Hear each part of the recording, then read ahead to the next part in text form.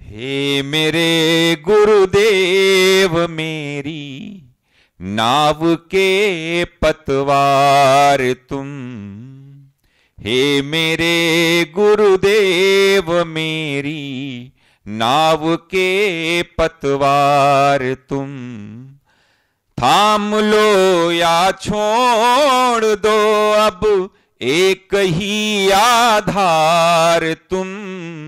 हे मेरे गुरुदेव मेरी नाव के पतवार तुम। मैं भटकता जा रहा था राह में बिल्कुल अकेले। मैं भटकता जा रहा था राह में बिल्कुल अकेले। जिंदगी के द्वंद्व स्मरो वाव आकाशाद् भूया तस्माद् यद्यपि बहवः आसी अन्स्मरन्तो नैव ते कंचन शृणुयुः न मन्विरन् बीजानि अन्यदा वावते अस्मरेयुः अथ शृणुयुः अथ मन्वी अनथ अन्नथ बीजानीर स्मरणे वै पुत्रान् बीजानीनाति स्मरणेन पशून् स्मरम् उपास्व इति। साया स्मरं ब्रह्म इति उपासते यावत् स्मरस्य गतं तत्रास्य यथा कामचारो भवति। या स्मरं ब्रह्म इति उपासते अस्ति भगवा स्मराद् भूय इति स्मराद् वाव भूयो अस्ति इति तन्मे भगवान् ब्रवीति तो इति। स्मरो वाव आकाशात् भूयः। 5 महाभूत हैं, पृथ्वी, जल, तेज, वायु और आकाश। ये पांचों का क्रम है। अगर हम ऊपर से देखते हैं तो पहले आकाश की उत्पत्ति हुई, फिर वायु की उत्पत्ति हुई, उसके बाद तेज की अग्नि की उत्पत्ति हुई, उसके बाद जल की उत्पत्ति हुई, उसके बाद पृथ्वी की। फिर पृथ्वी से वनस्पतियाँ पैदा हुई, वनस्पतियों से फिर मनुष्य और अनेकानेक तरह के जीवों की उत्पत्ति हुई।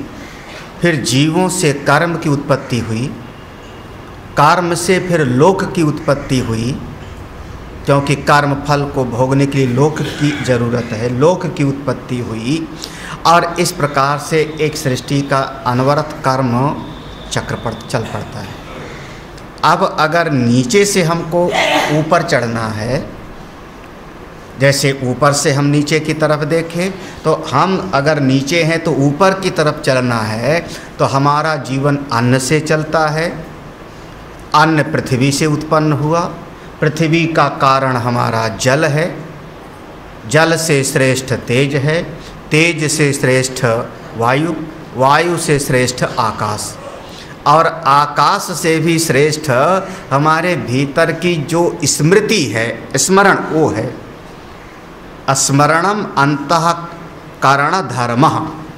हमारे अंतःकरण का एक गुण है, भीतर का एक लक्षण है, किसी चीज को स्मृति में लाना, याद करना।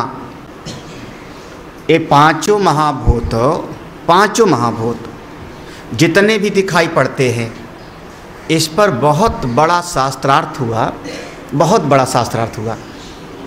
उस शास्त्रार्थ का मूल विषय था, जो मूल विषय था उसका संस्कृत भाषा में नाम है मानाधीनो मेयः या मेयाधीनो मानः। मे माने विषय, मान माने इंद्रिय। तो हमारी इंद्रियों के कारण विषय है कि विषयों के कारण हमारी इंद्रियां हैं। एक शास्त्रार्थ का विषय था काशी में, वाराणसी में, बड़े बड़े विद्वानों के बीच। आप तुरंत कोई न कोई निर्णय पे पहुंच जाओगे, हम लोग जल्दी पहुंच जाते हैं। बड़े बड़े विद्वानों के पास की आँख है तो आँख के कारण रूप और रंग की सत्ता है, या रूप और रंग के कारण आँख की सत्ता है। कान है तो कान के कारण शब्द की सत्ता है या शब्द के कारण कान की सत्ता है? अगर मान लो कोई शब्द नहीं होता तो कान का पता कैसे लगता आपको? 7 दिनों तक शास्त्रार्थ हुआ काशी के विद्वानों का, बड़े बड़े 7 दिनों तक लगातार इस पर चर्चा चलती रही और अंत में जो निर्णय हुआ वो निर्णय एक दृष्टि से ये है, एक दृष्टि से ये है, बस ये निर्णय हुआ। आप लोग एक पक्ष में पहुंच जाओगे। एक दृष्टि से अगर आप देखते हो तो इंद्रियों के कारण विषयों की सत्ता है और एक दृष्टि से देखता हूँ तो विषयों के कारण इंद्रिय, विषयों के कारण इंद्रियों की सत्ता है। ये जो आदमी मान लेता है उसको हम कहते हैं भौतिकवादी। भूत की सत्ता पहले मान लिया और फिर कहता है उसको ग्रहण करने के लिए इंद्रिय बनी। पहले ये हुआ फिर इसको ग्रहण करने के लिए इंद्रिय बनी, भौतिकवादी। और जिसने कहा नहीं पहले इंद्रिय बनी और जब आँख ने देखना चाहा तो रूप रंग बन गया, कान ने सुनना चाहा तो शब्द की उत्पत्ति हो गई, तो उसको हम कहते अध्यात्मवादी। पहले कह रहा हूँ ये बहुत 7 दिनों तक शास्त्रार्थ का हुआ विषय, कम नहीं। हाँ, विराट पुरुष ने, जो विराट पुरुष है उसने सोचा कि कुछ सुनूं, उससे उसके भीतर जो सुनने की इच्छा पैदा हुई तो उससे कान की उत्पत्ति हो गई, तो क्या सुने? तो आकाश की उत्पत्ति हो गई, आकाश का गुण शब्द। ऐसे ऐसे विषय हैं। अब देखो एक बिल्कुल सरल भाषा में कहूँ, आपके कमरे में हजारों चीज़ें होंगी, आपके घर में कमरे में हजारों चीज़ होंगी, उसकी सत्ता का लाभ कब मिलता है हमको?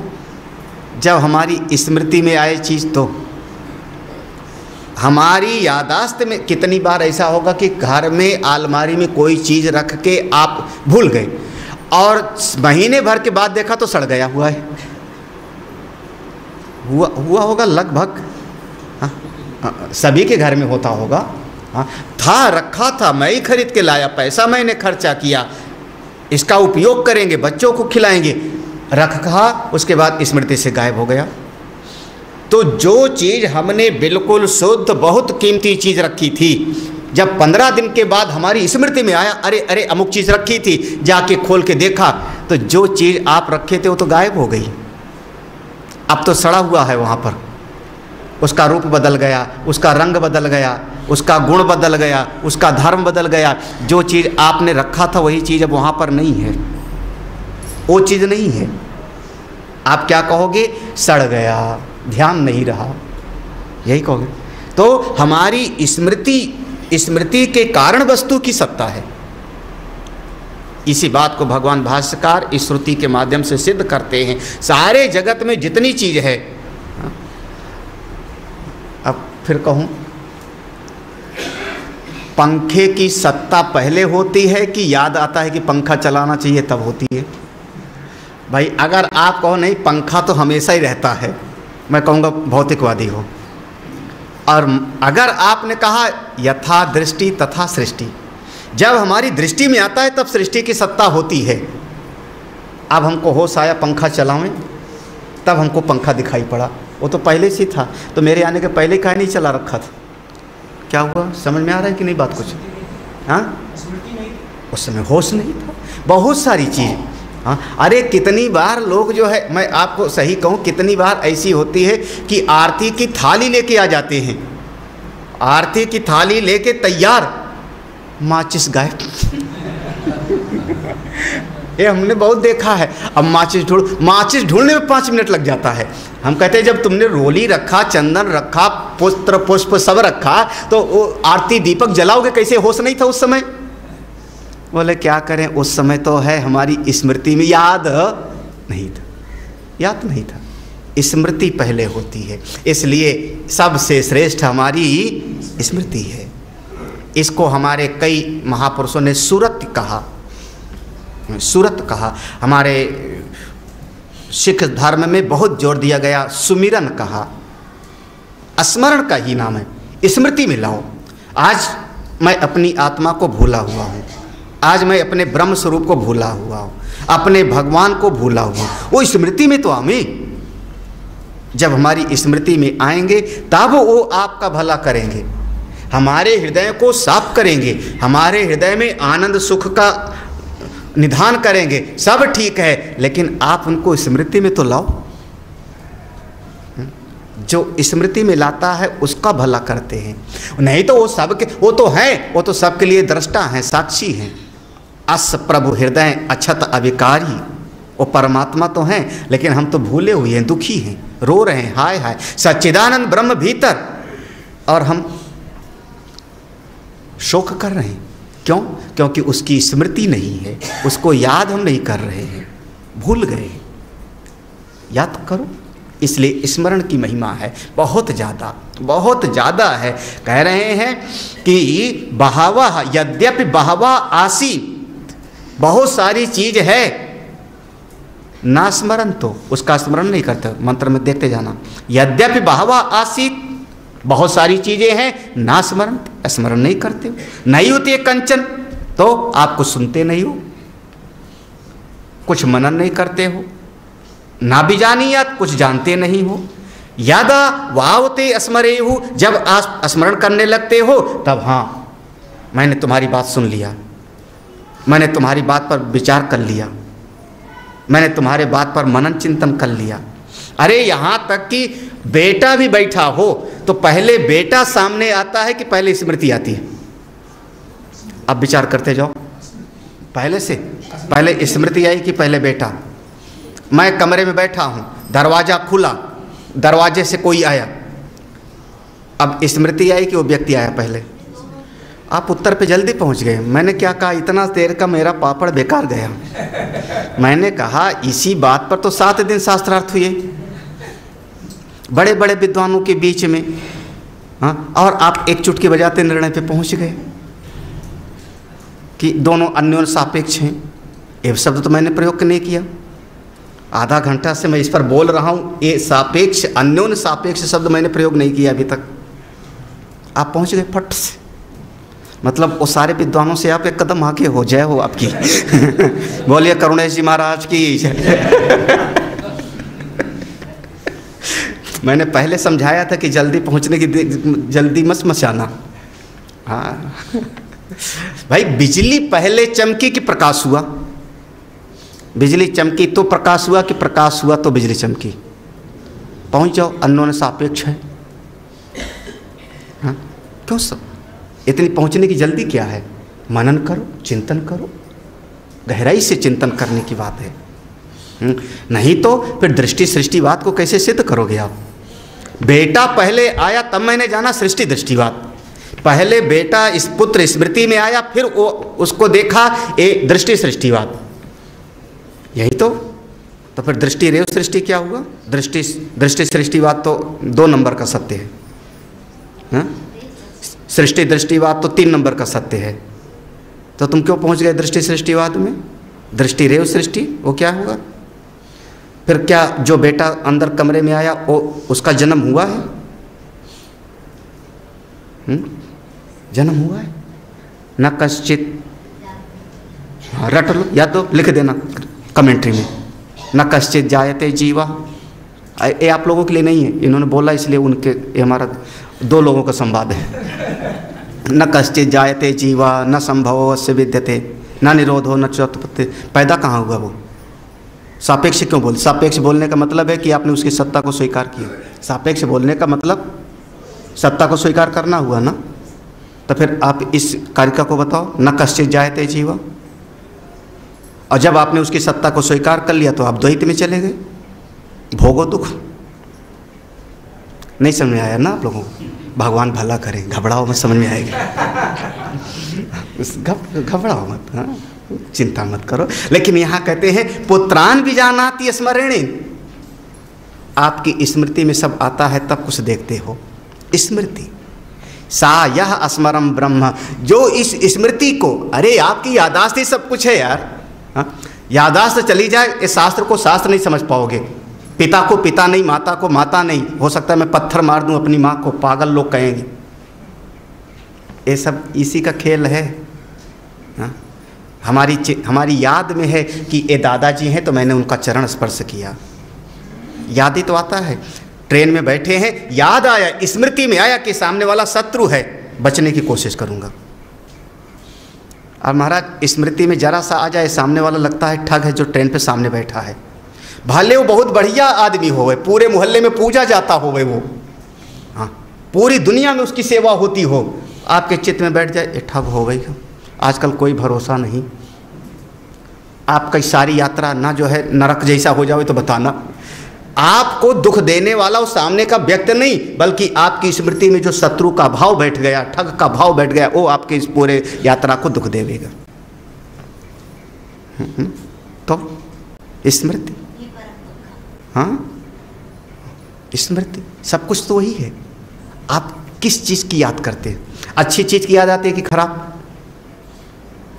आप तो इतने ना समझो कि सपने की भी याद करते रहते हो। महाराज आज मैंने सपना देखा, बताओ ये सही कि झूठ?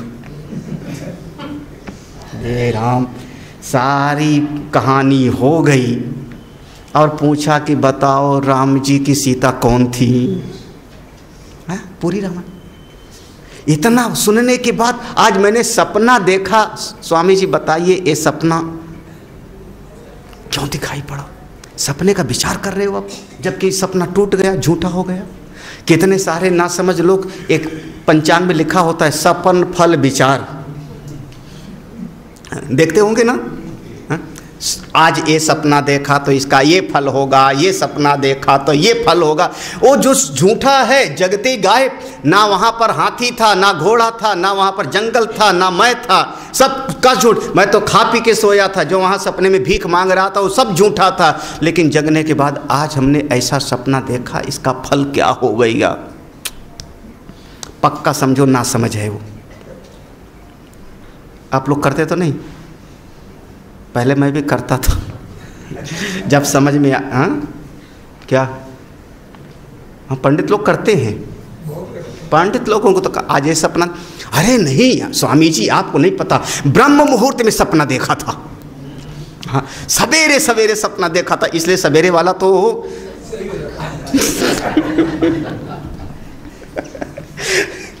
जगने के बाद याद क्यों रहा आपको सपने? ब्रह्म मुहूर्त में सपना देखा था, जगने के बाद याद रहा ना। याद रहा तो उसका विचार कर रहे हो, ना याद रहे तो कहाँ है सपना? वो सपना कहीं नहीं, आपकी स्मृति मात्र में है। जो बीत गया कहीं नहीं, आपकी स्मृति में है। ना नाना है, ना दादा है, ना परदादा है, कोई नहीं है, केवल आपकी स्मृति मात्र में शेष है। आपकी स्मृति में, स्मृति में है तो हमारे स्मृति में हमारे परदादा जी बहुत अच्छे थे, बड़े गर्व से नाम लेंगे। हमारे परदादा खराब थे, नाम भी लेना नहीं चाहेंगे। कहाँ पर है वो? स्मृति में। आपकी स्मृति ही सुख दुख देती है। सब कुछ का कारण आपका याद करना। भालो भयो जग बीसरो सर से टली बलाय। देखो देहाती बात, भालो भयो जग बीसरो सर से टली बलाय। भगवान की सबसे बड़ी कृपा क्या है? भगवान की सबसे बड़ी कृपा क्या? 15वां अध्याय क्या है? मत्ता स्मृतिर ज्ञानम अपोहनम च। हे अर्जुन, मुझसे ही ये जीव को याद रहती स्मृति, मुझसे ही ज्ञान होता है, और जो भूल जाता है वो भी मेरी ही बड़ी ही कृपा। लो 15 साल पहले किसी ने मेरी पोटली चुरा लिया था, याद करो, जब तक याद आवेगा तब तक रो, हाय हाय उसने ऐसा किया, हाय हाय गया गया। स्मृति मिलाते वो बदल गया, वो आदमी भी बदल गया। शायद जिसने पोटली चुराई थी अब बहुत दानी हो गया हो, लेकिन याद, हमारी स्मृति हमको दुख देती है और कोई नहीं, केवल हमारी स्मृति दुख। सुख भी वही। अरे कितनी हम लोग एक कहानी पढ़े थे ना, पूस की रात। उस कहानी में था कि सर्दी में अलाव जलाए हैं, पूस के महीने में आलू डाले हैं, भून के खा रहे हैं आलू। उसकी बीवी तड़प के मर रही है झोपड़ी में, और याद कर रहे हैं जमींदार के यहाँ जो बढ़िया बढ़िया हलवा पूड़ी खाया था, उस जमाने में क्या आनंद आया था।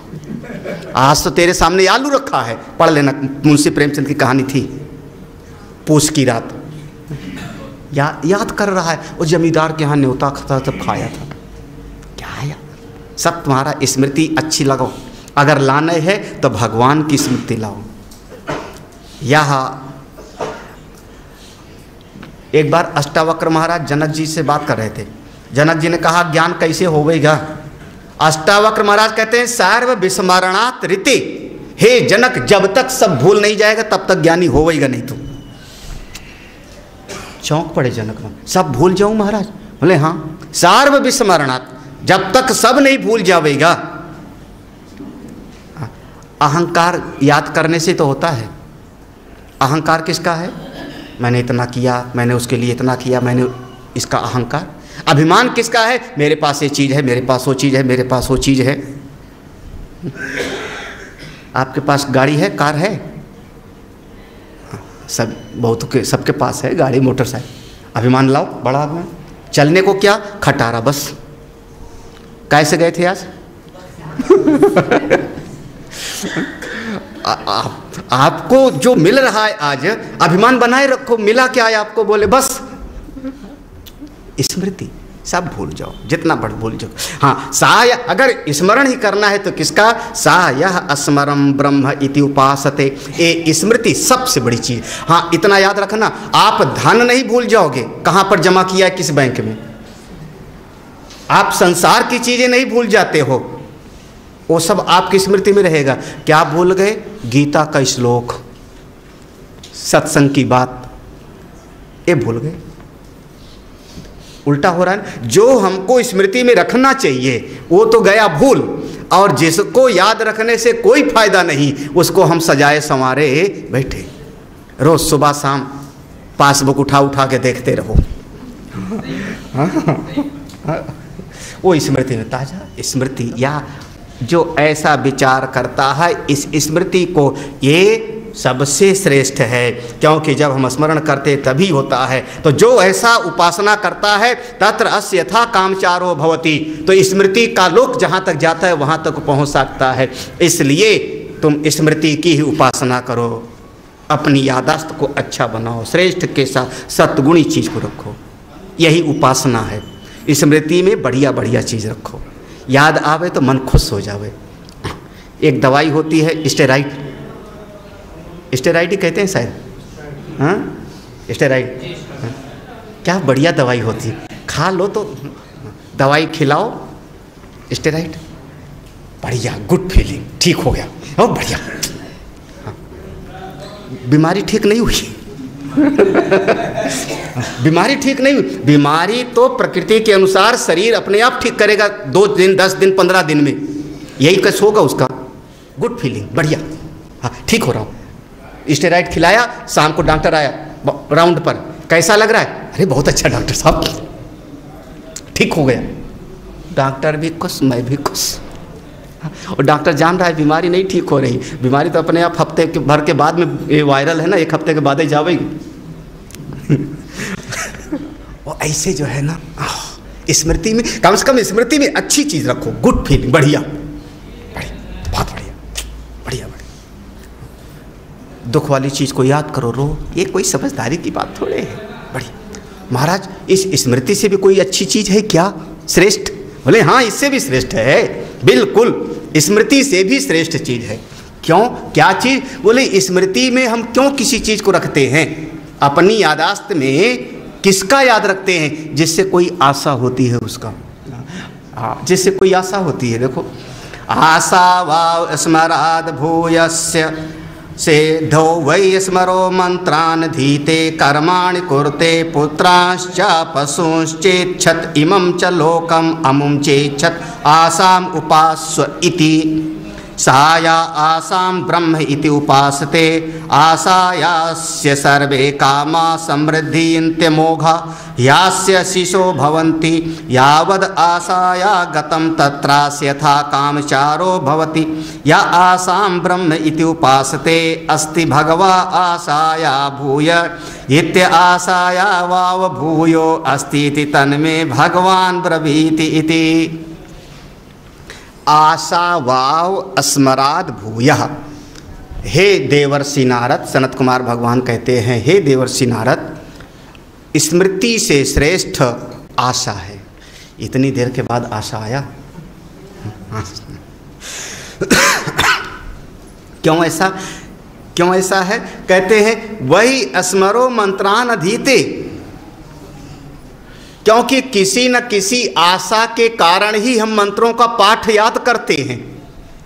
किसी आशा के कारण, घर में लक्ष्मी की कमी है, लक्ष्मी कम है, पंडित जी से पूछा उपाय, बोले ऐसा करना, श्री सूक्तम का रोज पाठ करना।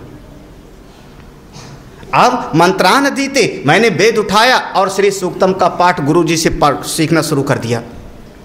किस कारण से पाठ सीख रहे हो? आशा के कारण, है ना? आशा, मंत्रान दीते। अच्छा, फिर अब हमने मंत्र तो याद कर लिया, बिल्कुल मंत्र याद कर लिया, लक्ष्मी मिली नहीं। लक्ष्मी चाहते थे, वो मिली नहीं। तब हमने गुरुजी से कहा, गुरुजी मैंने श्री सूक्तम याद कर लिया, लक्ष्मी तो मिली नहीं। उन्होंने कहा, अरे थोड़ी पूजा तो करो ना, श्री यंत्र रखो और श्री सूक्तम से उनका अभिषेक करो। श्री यंत्र रखो और श्री सूक्तम से अभिषेक करो, अमुक अमुक। अब हमने वो अभिषेक रूपी कर्म करना शुरू कर दिया। वो कर्म क्यों किया हमने? आशा से। कर्माणि कुरुते, कर्माणि कुरुते, कर्म कर्म। हमारे समाज में महाराज श्री यंत्र की बहुत महिमा है, बहुत। वहीं दुकान वालों से वो जो बेल्जियम क्रिस्टल का बनता है, प्योर स्फटिक नहीं, बेल्जियम क्रिस्टल का 3 रुपये पर ग्राम बिकता है। आपको बता दे रहा हूँ, 3 रुपये पर ग्राम, 4 रुपये पर ग्राम उसका रेट है। 100 ग्राम का स्फटिक 300-400 का बेल्जियम क्रिस्टल का बनता है। हमारे यहाँ का शुद्ध स्फटिक का नहीं। शुद्ध स्फटिक की कटिंग में बहुत, शुद्ध स्फटिक जो हमारा होगा बिल्कुल प्योर स्फटिक का कोई श्रीयंत्र होगा तो 30 रुपये पर ग्राम बिकेगा, उससे नीचे नहीं। उससे नीचे सब बेल्जियम क्रिस्टल होता है। कभी आप हरिद्वार में आओ तो दुकान पर रखा रहता है, सब 3 रुपये 4 रुपये पर ग्राम। क्या आशा के कारण कर रहे हैं, सारा खटारा जितना कुछ भी है। पुत्रांश्च इच्छेत, हाँ, पुत्रांश्च इच्छत। अरे अपने वेद में एक वर्णन आया, बड़ा बढ़िया वर्णन आया, बहुत बढ़िया वर्णन आया। वो वेद में वर्णन क्या है? इसे त्वाम छिन्नति, हाँ हाँ, इसे त्वाम शाखाम छिन्नति। इस मंत्र को पढ़ते हुए मैं आपकी एक डाल को काट रहा हूं। किसको? पेड़ की एक डाल को। पेड़ की एक डाल को काटने के लिए एक मंत्र है कि इस मंत्र को पढ़ते हुए पेड़ की डाल को काटो। अब इसका कल्पना करना, हम आगे जा रहे हैं। गुरु जी और शिष्य में संवाद हुआ। उन्होंने कहा, क्या बात है? वो शिष्य कहता है कि मुझको अमुक अमुक लोक पर विजय पाना है। इमम लोकम जय्या, इमम लोकम अमुम लोकम जय, इस लोक पर विजय पाना, ये लोक चाहिए। गुरु जी ने कहा, पुत्र वो अगर लोक चाहिए, वो अगर लोक चाहिए तो उस लोक की प्राप्ति पुत्र से ही हो सकती है और कोई उपाय नहीं। कर्मणा देवलोकः, पुत्र से। बहुत बढ़िया। अब पुत्र चाहिए, पुत्र चाहिए, अब क्या करूं? तब गुरु जी ने कहा, बेटा पुत्र चाहिए तो अब पहले कोई कन्या से विवाह करो, क्योंकि आसमान से तो टपकेगा नहीं हो। अब कन्या ढूंढो। अब कन्या ढूंढने लगे। अच्छा, कन्या जब मिल गई, अब वो देखो, फिर कन्या जब मिल गई तब क्या करें? बोले अब जब उस कन्या के साथ हम बैठ करके आहुति देवेंगे, यज्ञ करेंगे, तब ना पुत्र मिलेगा, तब ना वो लोक का विजय होवेगा। तो क्या करें? बोले अब तुम यज्ञ करो उस पत्नी के साथ बैठ करके। क्यों? तुम अकेले यज्ञ नहीं कर सकते हो, पत्नी के साथ बैठ के यज्ञ करो। जब यज्ञ करेंगे तो यज्ञ में आहुति देनी होगी, तो आहुति देने के लिए खीर की आहुति दी जाती। आखिर में चारू की आहुति दी जाती, खीर की आहुति दी नहीं पड़ी।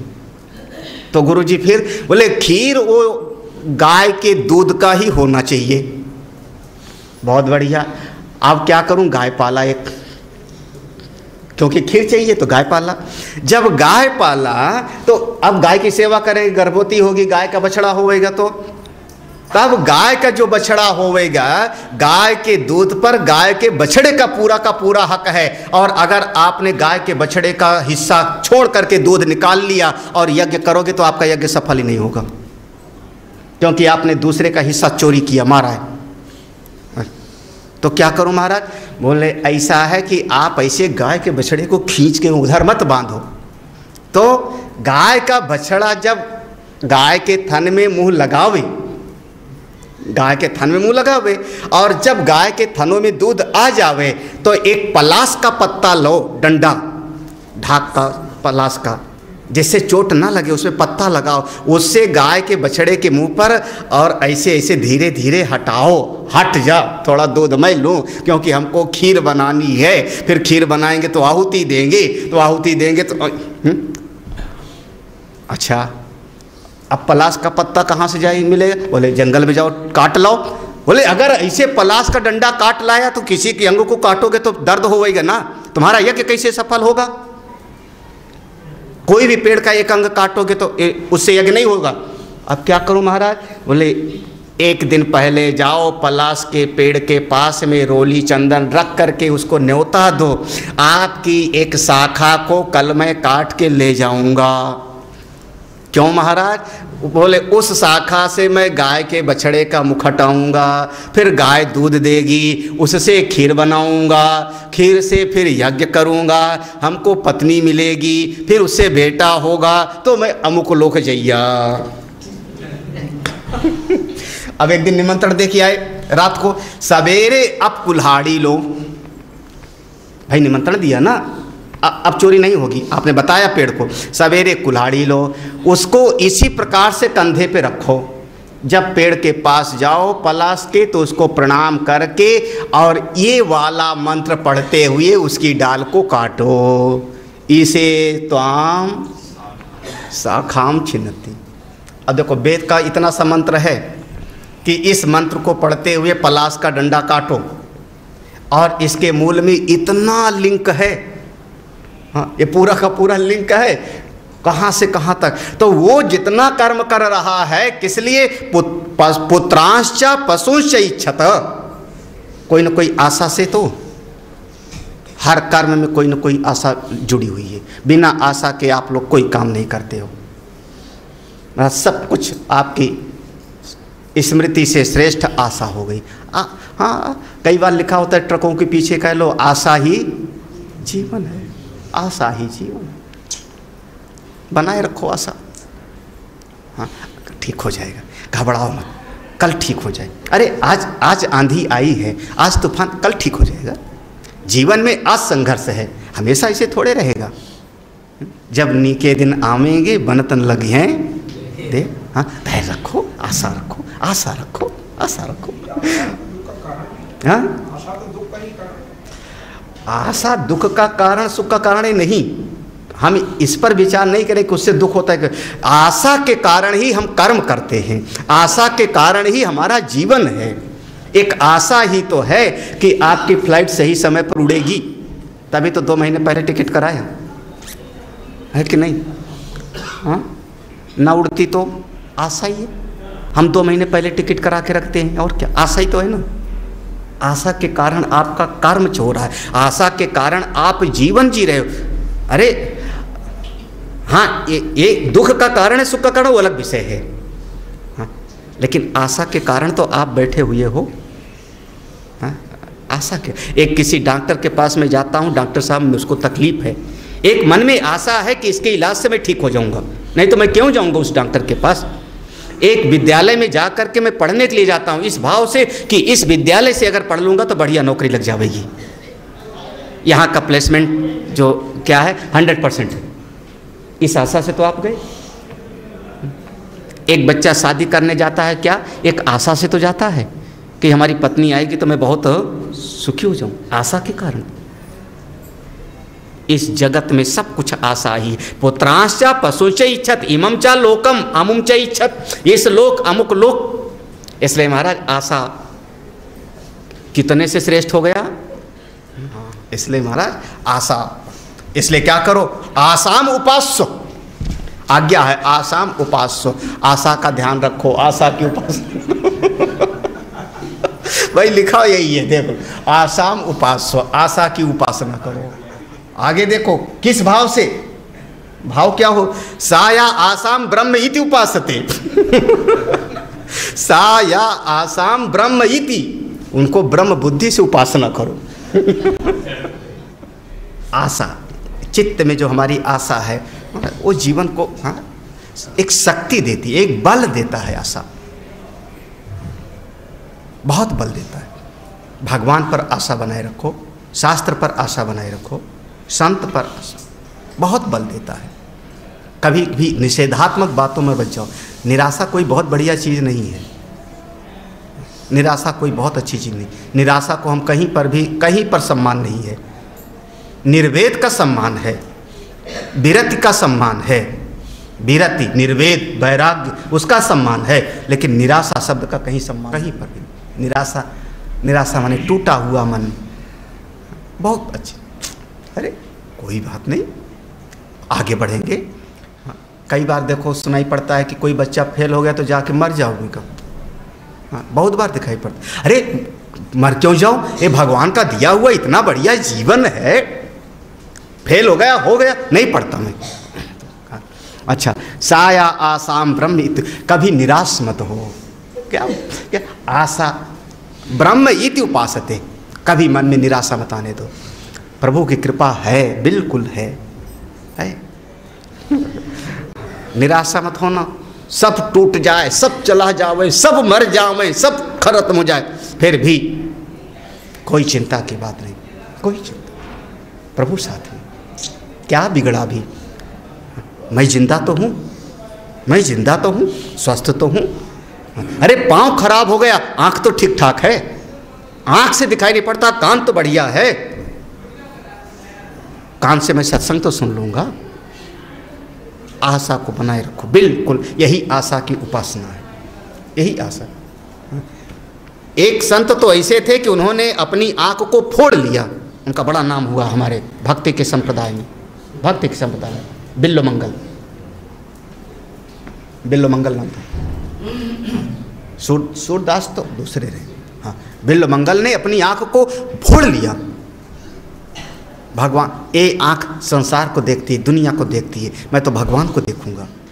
अगर कभी कान से सुनाई भी कम पड़ने लगे, चिंता मत करना, बहुत बढ़िया, कान में सुनने की मशीन लगवा लो।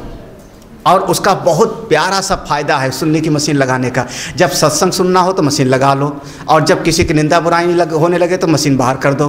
क्या कहा आपने? कभी घबराना मत, बिल्कुल घबराओ मत, जीवन में कभी निराश मत होना। बस यही है आशा की उपासना। सावा, हाँ, कभी नौकरी नहीं मिली तो हाय इतना पढ़ा लिखा नौकरी नहीं। अब पढ़ लिख के जो नौकरी के लिए कर रहे हैं वो कौन सा 30 मार्क हो गए, वो क्या हो गए। कई बार तो ऐसा देखने में आता है कि आज के 5 साल पहले जो घटना हमारे साथ हुई थी उसको देख करके तो मन में लगा था कि अब तो जीने का कोई फायदा नहीं है, और 5 साल के बाद में वही घटना के कारण हमारे जीवन में एक अलग विकास हुआ। आप लोग अपने पुराने जीवन को थोड़ा सा एक बार सिंहावलोकन करो। बहुत सारी जीवन में घटनाएं ऐसी हुई हमारे कि उस समय लगता था इससे ज़्यादा खराब परिस्थिति हो ही नहीं सकती, इससे ज़्यादा बुरा हमारा कुछ हो ही नहीं सकता, और बाद में लगता है कि वही भगवान का दिया हुआ वरदान था। अगर वैसा ना हुआ होता तो शायद आज मैं ऐसा ना होता। चिंता की किस बात को। एक परिस्थिति में ईश्वर की कृपा छुपी हुई है, एक चीज़ में भगवत कृपा छुपी हुई है। जो हो रहा है वो सृष्टि का संचालक बिल्कुल सही समय पर सही चीज़ कर रहा है, बिल्कुल सही। कितनी बार गांव से आप लोग आए होंगे नौकरी करने के लिए तो माँ बाप रोए होंगे, कहाँ जा रहा है, गाली दिए होंगे, बाद में वही माँ बाप प्रसन्न होते। घबराओ मत, बिल्कुल आशा का मतलब ये नहीं है, मैं कह रहा हूँ ये अनावश्यक नहीं, लेकिन आशा का मतलब भगवान से, शास्त्र से, संत से, अपने श्रेष्ठ कदम पर। अभी ठीक नहीं, आज मैं नहीं कर पा रहा हूँ, कल कर लूँगा। आज ध्यान में नहीं बैठ पाया, कल बैठूंगा। आज मैं इतना जाप नहीं कर पाया, कोई बात नहीं, टूटने की जरूरत नहीं, अगले दिन करूँगा मैं जाप। आज मैंने इस उपनिषद का श्रवण कर लिया, नहीं समझ में आया, फिर से समझने की कोशिश करूँगा, तीसरी बार पढ़ूंगा, चौथी बार पढ़ूंगा, क्यों नहीं समझ में आवेगा। आशा बनाए रखो, दृढ़ आशा। सा या आसाम ब्रह्म इति उपासते, जो इस आशामय जीवन को बनाए रखता है वो सर्वे कामा समुद्यंती समृद्ध्यंती, सभी कामनाओं की पूर्ति हो जाती समय के साथ में। आशा होगी, पुरुषार्थ करोगे, सभी कामनाओं की पूर्ति हो जाएगी। समृद्ध्यंती। कभी निराश मत होना जीवन में। हाय हाय जीवन का क्या फायदा, सब लुट गया, सब खो गया, मिट गया। बहुत बड़ी, आप हजारों से अच्छे हो, लाखों से अच्छे हो, लाखों से अच्छे हो। ठीक है 100 लोग आपसे ज़्यादा अच्छे हैं, लेकिन लाख से तो आप अच्छे हो। ये क्यों नहीं देख रहे हो? कितनों के पास तो रहने के लिए छत नहीं है, कितनों के पास चलने के लिए कोई साइकिल तक नहीं है। आपके पास हो तो है। ईश्वर की कितनी बड़ी कृपा है। हाँ, जो ईश्वर की कृपा से मिला है वो तो दिखाई नहीं पड़ रहा है, जो नहीं मिला है वो दिखाई पड़ता है। मत देखो। और ये ईश्वर का एक वरदान है कि अगर आप श्रेष्ठ कर्म में लगे रहोगे, ऐसी कृपा होगी कि सब कुछ आपको मिलता जाएगा। समृद्ध्यंती, सर्वे कामा समृद्ध्यंती। समृद्ध्यंती, समृद्धि माने पूरी समृद्धि आपको मिलेगी। अमोघा ही अस्य, अमोघ हो जाएगा उसका जीवन। कहते हैं जिसको मिट्टी छू लेवे तो सोना बन जाएगा। अमोघा ही अस्य, सब कुछ कर सकते हो, बस प्रभु पर भरोसा। यावद आशाया गतम, जहां तक आशा की गति है वहां तक आपका जीवन होगा। इसलिए आशा की उपासना करो। क्यों? स्मृति से आशा श्रेष्ठ है। भगवान इस आशा से भी कोई श्रेष्ठ है? हाँ है, बिल्कुल। फिर मुझको वही बताइए, आशा से भी जो श्रेष्ठ है वो बताइए। अब यहाँ से थोड़ा बिल्कुल वेदांत के मार्ग में प्रवेश कर गए हम। यहाँ तक पूरी की पूरी तैयारी थी, यहाँ तक पूरा का पूरा तैयारी थी। यहाँ पर तत्पद का शोधन एक तरीके से समाप्त हो रहा है और आगे बढ़ रहा है, 80 पद की तरफ जा रहा है यहाँ से। क्योंकि यहाँ जो प्राण शब्द आएगा वो प्राण केवल श्वास नहीं बल्कि प्राण मीन्स हिरण्यगर्भ। तो हम लोग इसको पढ़ते हैं, थोड़ा ध्यान से समझना। प्राणो वा आशाया भूयान यथा वा अरा नभो समर्पिता एवं अस्मिन् प्राणे सर्वं समर्पितं प्राणः प्राणेन याति प्राणः प्राणं ददाति प्राणाय ददाति प्राणो ह पिता प्राणो माता प्राणो भ्राता प्राणा स्वसा प्राणः आचार्य प्राणो ब्राह्मणः सायद पितरम वा मातरम वा भ्रातरम वा स्वसारम वा आचार्यम वा ब्राह्मणम वा किंचित वृषमिव प्रत्याधिक्त्वास्ति एवैनम आहु पितृहा वै त्वमसि मातृहा वै त्वमसि भ्रातृहा वै त्वमसि स्वस्त्रिहा वै त्वमस्य आचार्यहा वै त्वमसि ब्राह्मणा वै त्वमसि इति। प्राणो वा आशाया भूयात्, ये आशा से श्रेष्ठ हमारे प्राण हैं, प्राण हैं। कैसे? एक दृष्टांत दिया। दृष्टांत क्या दिया कि जैसे कोई एक रथ का पहिया होता है, उस समय पर रथ, हम साइकिल को समझ लें, साइकिल का पहिया, तो उसके बीच में एक धुरी होती है, एक्सल। उस धुरी से बाहर की तरफ एक परिधि होता है, रिम बोलते हैं उसको, साइकिल में रिम है। हाँ, तो उस रिम को बाहर के जो चारों तरफ चक्र है उसको धुरी से जोड़ रखने के लिए एक छोटी छोटी तीलियाँ होती हैं। हम लोग कोणार्क के मंदिर में गए थे तो वहाँ का जो रथ का पहिया है वही विशेष है, याद होगा तो। वो संवत्सर का प्रतीक माना गया है। वहाँ पर वहाँ के गाइड ने आपको दिखाया था, बिल्कुल एक्यूरेट टाइम से बताया था, एक रथ के पहिए में, है ना, याद आया? बिल्कुल सही टाइम बताया था। वो पूरा का पूरा साल का प्रतीक है। तो अरा नाभो समर्पिता, जैसे सारी तीलियाँ, जितने तीलियाँ हैं सबके सब धुरी से जुड़ी हुई हैं, तब ये पहिया ठीक ठाक चल रहा है। ऐसे आपके जीवन की 19 तीलियाँ ये सब के सब प्राण से जुड़ी हुई हैं, तब आपका जीवन चल रहा है। कौन कौन सा? आपका ज्ञान इंद्रिय सब एक तीलियाँ हैं, सब के सब वही समर्पित हैं। हाँ, कहाँ पर जुड़ी हुई हैं? प्राण से। अगर जिंदा हूँ तो आँख से दिखाई पड़ रहा है ना, माने नेत्र की तीली प्राण से जुड़ी है। जिंदा हूँ तब कान सुन रहा है ना, मर जाऊँ तो कैसे सुनेगा? तो कहाँ जुड़ा हुआ है? एक कान की तीली प्राण से जुड़ी हुई है। एक एक करके आप गिन लो, पांचों ज्ञानेंद्रियां, पांचों कर्मेंद्रियां, अंतःकरण, फिर श्वास प्रश्वास, सब का सब यहीं से जुड़ा हुआ है। अरे भैया असल में तो ये जो प्राण राम है ना आपके, हम लोग कहते हैं प्राण राम, इसको कभी कभी हमारे संतों ने हंस शब्द प्रयोग किया है। हाँ, हंसः शुचिषद, याद आया वेद का मंत्र, हंसः शुचिषद। और फिर उसी को बहुत आगे विस्तार दिया है अनेक अनेक पदों में, अनेक अनेक जो है भजनों में।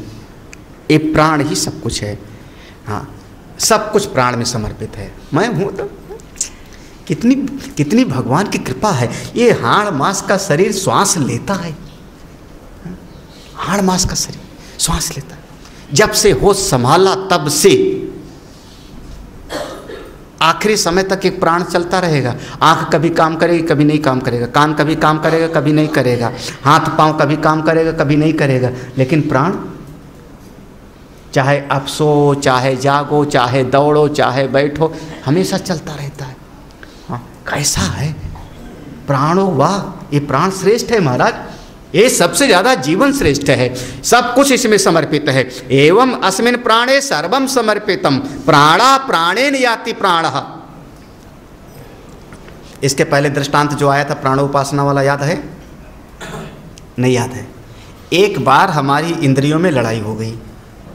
हाँ, आँख ने कहा मैं बड़ी, कान ने कहा मैं बड़ा, जीभ ने कहा मैं बड़ी, त्वचा ने कहा मैं बड़े, लड़ाई हो गई।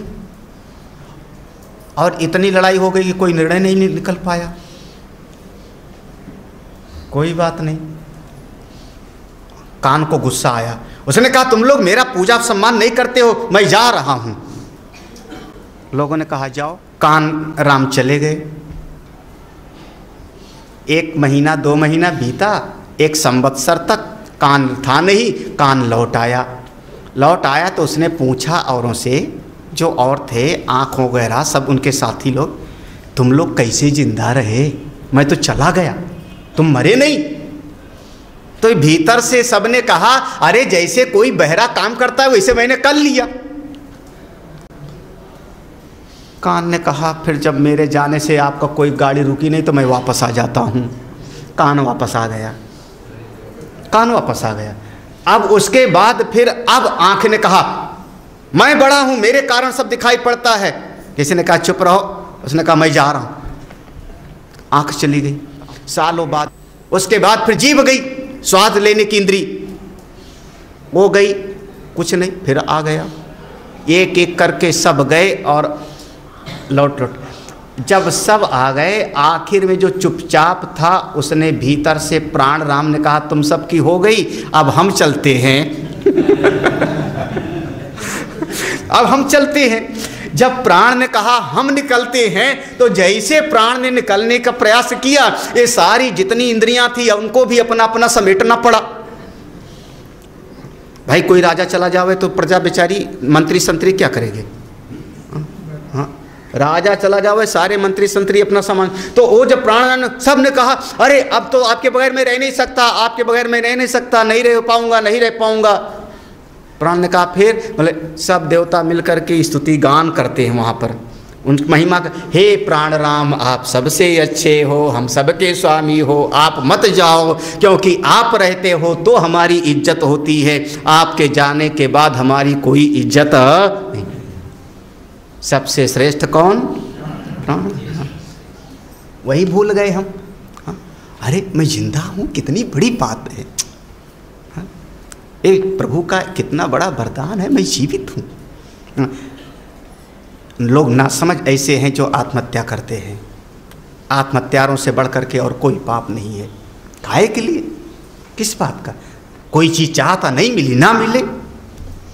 हाँ, कभी किसी ने थोड़ा गाली दे दिया, दे दिया, मैं मरूं क्यों? मैं जिंदा हूँ, कोई कम है। प्राणेन याति प्राणः, प्राणम ददाति प्राणाय।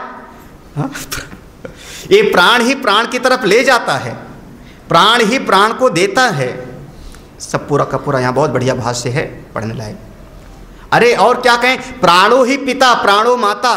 असल में माता कौन है, पिता कौन है? शरीर उनका हाड़ मांस का शरीर, हाड़ मांस का शरीर अगर पिता होता तो मरने के बाद वो हाड़ मांस का शरीर तो पड़ा रहता है।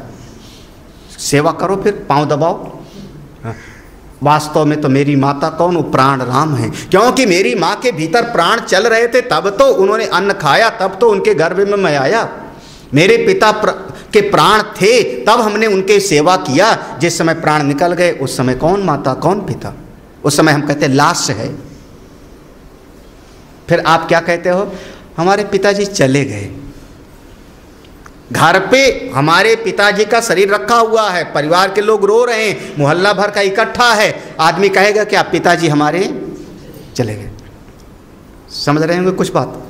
अगर शरीर ही पिताजी होते तो उनका शरीर तो रखा हुआ है घर के सामने, शरीर होता तो रखा है, फिर कैसे कहते हो चले गए? बोले नहीं, कोई और था जो चला गया, उसके जाने के बाद अब इसका कोई ही कीमत नहीं। पशु के शरीर की तो थोड़ी कीमत होती भी है मरने के बाद भी, पशु के शरीर की कीमत मरने के बाद भी उसका चमड़ा काम आ जाता है। आदमी का शरीर ऐसा है कि मरने के बाद कुछ खर्चा करा के जाएगा। अभी ये सब थोड़ा आप लोग विचार करते रहो, गहराई में विचार करो। तो वास्तव में प्राण ही माता, प्राण ही पिता। हाँ, अच्छा भाई, मेरे बड़े प्रिय भाई, बोले भ्राता प्राणा, ये प्राण ही भाई है। स्वसा बहन, बहन कौन है? आप तो समझ गए। आचार्य गुरु जी कौन है? शरीर। हाँ, वो प्राण है, जिंदा है, तब तो गुरु जी है ना। हाँ, गुरु जी का शरीर छूट जावे, प्राण राम चले जावे तो क्या कहोगे? ब्रह्मलीन हो गए, समाधि दो अब इनको। गड्ढा खोदा, या तो गंगा जी में 10 नंबर का घाट हरिद्वार में, वहाँ से लुढ़काओ। क्या कौन है गुरु? बोले प्राण है। ब्राह्मणों प्राण, सब प्राण ही है, जिंदा है तो आप, नहीं तो नहीं।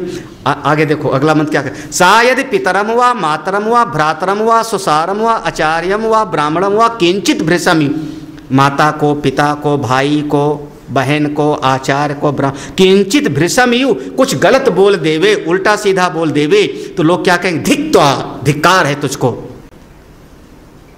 तूने पिताजी के लिए ऐसा बोल दिया, माता जी के लिए तूने ऐसा बोल दिया, जो धिक्त्वा, धिक्कार है तुझको, ये बोलना नहीं चाहिए। अरे तू तो मातृहा, तूने माता की हत्या कर दिया, पितृहा, भातृहा, तूने पिता की हत्या किया, भाई की हत्या कर दिया, तो उसको ऐसा बोलना नहीं चाहिए।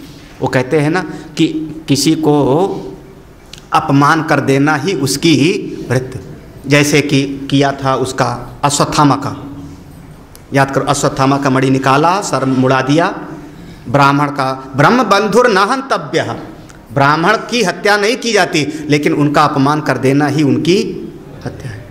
अरे तूने पिता की हत्या कर दिया। हाँ, कई बार लोग कहते नहीं तू मेरे लिए मर गया, ऐसा ऐसा पिता लोग कहते हैं, माता लोग, ऐसी बात बोला तूने, तू मेरे लिए मर गया, आज से मर गया, जा तू जहाँ मर्जी आए जा। इसका मतलब क्या हुआ? भातृहा मातृहा, माने आप उसके हत्यारे बन गए। अच्छा यहाँ तो ठीक है, आपने एक कटु वचन बोला माता पिता को तो आपको कह दिया गया माता पिता की हत्या करने वाले हो गए, तुमने बहुत खराब किया। लेकिन अथ यदि अपि अनेन उत्क्रांत प्राणात् शूलेन समासं व्यतिसंदेहन् एवैनं ब्रूयु पितृहा आसीत् न मातृहा आसीत् न भातृहा आसीत् न स्वश्रिहा आसीत् न आचार्यः आसीत् न ब्राह्मणः आसीत्। अथ यद्यपि अनेन, अगर इस शरीर में से प्राण निकल जाए, किसके? पिताजी के, माताजी के, इस शरीर से प्राण उनका निकल गया, उसके बाद सब लोग मिल करके अर्थी बनाए, ले गए शमशान घाट में, वहां ले जाके चिता पे रखा, तो उसका जो प्रिय पुत्र है उसी प्रिय पुत्र को कहा कि अब तुम इसको जलाओ। उसके बाद हमने उसमें अग्नि दिया, जलाया, उसके जलाने के बाद भी कोई नहीं कहता कि इसने माता की हत्या किया। हाँ, कोई कहेगा? हाँ, वो तो आदमी कहेगा इस बच्चे ने अंतिम संस्कार बहुत बढ़िया किया, देखो बाजे गाजे के साथ ले गया अपने पिताजी को। ऐसे लोग करते हैं कहीं कहीं पर, हाँ, बैंड वैंड के साथ ले जाते हैं। हाँ, कहीं कहीं पर होता है सर, बाजे गाजे के साथ ले गए। जितने लोग गए थे वहाँ के ब्राह्मण लोग खुश हो गए। वहाँ जलाया हमने पिता के शरीर को, लेकिन पिता की हत्या करने वाला, इतनी सी बात। लेकिन वही माता पिता का जब शरीर छूट गया, हमने उनको जलाया, उनके जाने की खुशी में उनको पिंडदान किया। लोग कहते हैं बहुत बढ़िया संस्कार किया, कितना बढ़िया तेरहवीं किया। अब कोई नहीं कहेगा कि पिता की हत्या किया, भाई की हत्या किया, बहन की हत्या किया, माँ की हत्या की, ऐसा कोई। आचार्य का शरीर छूट गया, प्राण चले गए आचार्य का, आप ले जाके उनको समाधि दिए, षोडशी किया। महात्माओं की तेरहवीं नहीं होती, षोडशी होती है 16 दिन पर। फिर 16 महात्मा को इकट्ठा करो, फिर महात्मा जी को जो जो प्रिय था वही वही खिलाओ, फिर उन 16 महात्माओं को वैसे जो माला पहनते थे वही माला दो वैसे। लेकिन उसको कोई ये नहीं कहता कि देखो इसने आचार्य की हत्या किया। हाँ? क्या वही बढ़िया ना, ब्राह्मण की ब्रह्म हत्या उसको नहीं लगती, ब्राह्मण का उसने अंतिम संस्कार किया। तो क्यों, कारण क्या हुआ, मापदंड क्या हुआ, प्राण राम। जब तक प्राण है आपकी एक बात भी हमको चुभती है, प्राण चले गए तो आप तलवार से भी काटो तो कोई फर्क नहीं पड़ता। इसलिए प्राण ही सब कुछ, कोई कठिन तो नहीं लग रहा है। प्राणो ही वा एतानि सर्वाणि भवत स वा एष एवं पश्यन् एवं मन्वान् एवं विजानात् अतिवादी भवति तम चेद ब्रूयो अतिवाद्यसीति अतिवाद्य अस्मि इति ब्रूयान् ना अपहन्वित। प्राणो ही एव एतानि सर्वाणि भवति, ये सब कुछ प्राण राम का ही खेल है, श्वास का ख्याल है। इसलिए जो ऐसा देखता है, पश्यन, जो ऐसा देखता है कि सब में प्राण की शक्ति है वही की कीमती है, ऐसा व्यक्ति अपने प्राण स्वरूप आत्मा को जानते हुए अतिवादी भवति, बीजानन ना अतिवादी भवति।